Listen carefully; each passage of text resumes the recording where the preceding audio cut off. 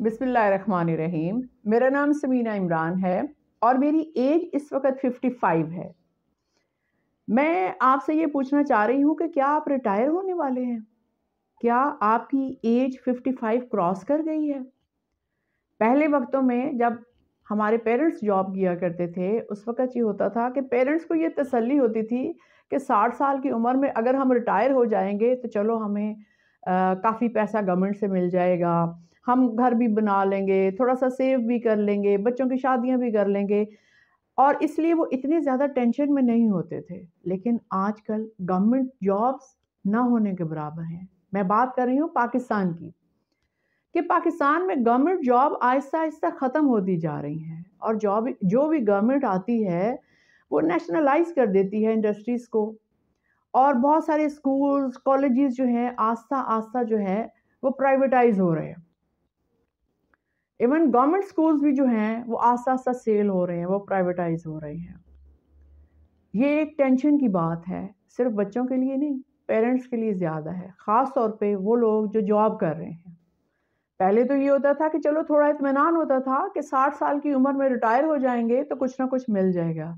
अब ये ज़ुल्म है, एक तो रिटायरमेंट की एज ही 55 कर दी, 5 साल कम कर दिए।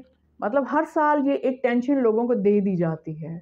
दूसरा, जो ऑलरेडी पेंशन ले रहे हैं लोग, उनकी जो पेंशन है वो स्टॉप की जा रही है कि भई अब उनकी पेंशन नहीं बढ़ेगी। तो वो इस बुढ़ापे में कहाँ जाएँ? अगर एक विडो है और उसके हस्बैंड ने 30-35 साल गवर्नमेंट जॉब की है और उसकी एक पेंशन लगी हुई थी, अगर आप उसको स्टॉप कर देंगे, तो इस बुढ़ापे में वो क्या अपने बच्चों के आगे हाथ फैलाएगी? वो उसके लिए कितना मुश्किल हो जाएगा रोटी खाना। तो पहली बात तो ये कि ये चीज़ नहीं होनी चाहिए। अगर आप गवर्नमेंट जॉब कर रहे हैं या किसी भी अच्छे प्राइवेट इदारे से रिटायर हैं और अगर आपकी एक पेंशन बनी हुई है, तो मेरी रिक्वेस्ट है कि उसको ख़त्म ना किया जाए। अब सवाल ये है कि क्या आप रिटायर होने वाले हैं?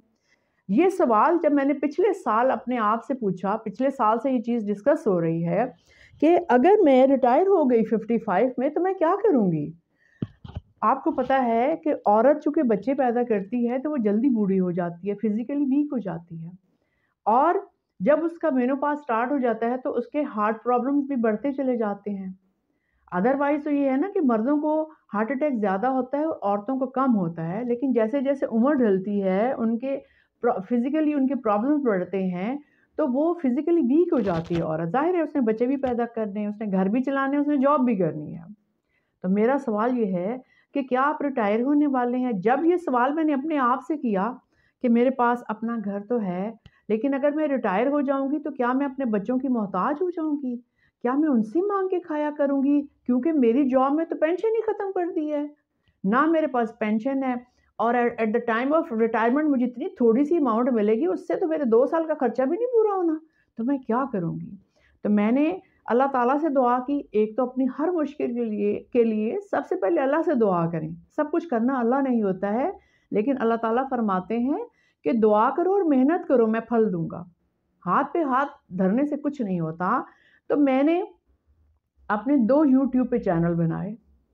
अल्हम्दुलिल्लाह ये एक अच्छा डिसीज़न था। मैं आपको ये सजेशन दे रही हूँ कि अगर आप जॉब नहीं करना चाहते रिटायरमेंट के बाद या आप जल्दी रिटायरमेंट लेना चाह रहे हैं क्योंकि आपको कोई फिज़िकली कोई प्रॉब्लम हो गया है, तो आप यूट्यूब पे आराम से अपना बिज़नेस स्टार्ट कर सकते हैं। अगर आप एक टीचर हैं, तो अपने लेक्चर्स के लिए अपना एक चैनल बना लें।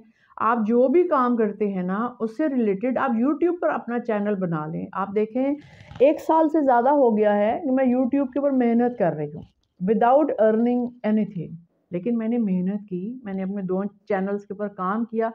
अल्हम्दुलिल्लाह अब मेरी अर्निंग स्टार्ट हो गई है। आपको मेहनत तो करनी पड़ेगी और मेरे जैसे लोग जो खेल तमाशे नहीं कर सकते यूट्यूब के ऊपर, जिन्होंने अपने ख़ानदान की इज़्ज़त का भी ख़्याल रखना है और अपने अल्लाह को भी नाराज़ नहीं करना, उनके लिए सबसे अच्छा इदारा जो है ना वो टीचिंग है। आप कुछ भी काम कर रहे हैं, आप उससे रिलेटेड अपने लेक्चर्स बनाएँ और यूट्यूब के ऊपर अपना एक अकाउंट बनाएँ, अपना चैनल बनाएँ और आस्ता-आस्ता आप वीडियोज़ लगाना शुरू कर दें। शुरू-शुरू में आपको मुश्किल होगी, आप इधर-उधर की वीडियोज़ देखें और आस्ता-आस्ता आपको नॉलेज आपका बढ़ता जाएगा। आपको पता चल जाएगा आपने वीडियोज़ कैसे बनानी है اور वीडियोस बनाना कुछ मुश्किल नहीं है। 7-8 हज़ार का माइक और इसका स्टैंड, ये चीज़ें आती हैं। अगर आप बहुत महंगी नहीं लेना चाहते तो 7 हज़ार में आराम से आपको एक अच्छा माइक, एक स्टैंड मिल जाता है। और आपके घर में स्टडी टेबल तो होती है, नहीं है तो कहीं से सेकंड हैंड खरीद लें और उसके ऊपर अपनी वीडियोस बनाना शुरू करें। अल्हम्दुलिल्लाह मैं बहुत खुश हूँ कि जब मैं 1 साल पहले ये काम शुरू किया तो बहुत सारे लोगों ने मुझे से मना भी किया कि कुछ नहीं होता, मोनेटाइज़ नहीं होता, कुछ भी नहीं आएगा, मेहनत ज़ाया जाएगी। मैंने कुछ भी नहीं सुना। मैंने सिर्फ़ अल्लाह ताला से दुआ की और मैंने ये सोचा कि मैं कोई भी गलत वीडियो नहीं बनाऊँगी, एक ऊट-पटांग सी खेल तमाशे की, ऐसा कुछ भी नहीं बनाऊँगी। मैं बच्चों को तालीम दूँगी क्योंकि मैं 33 साल से तालीम ही दे रही थी। मेरे पास यही एक हुनर था। आपके पास जो हुनर है, आप वो इस्तेमाल करें और अगर आप आर्टिस्ट हैं तो अपने आर्ट वर्क की वीडियोस बनाएं। वो अल्हम्दुलिल्लाह लोग आर्ट्स को बहुत पसंद करते हैं और अल्लाह पर तवक्कल करें, आपका चैनल चल जाएगा।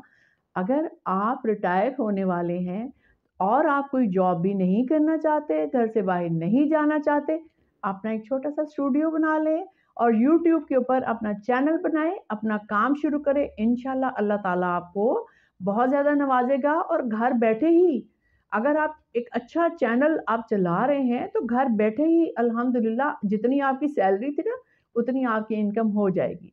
बहुत बहुत शुक्रिया।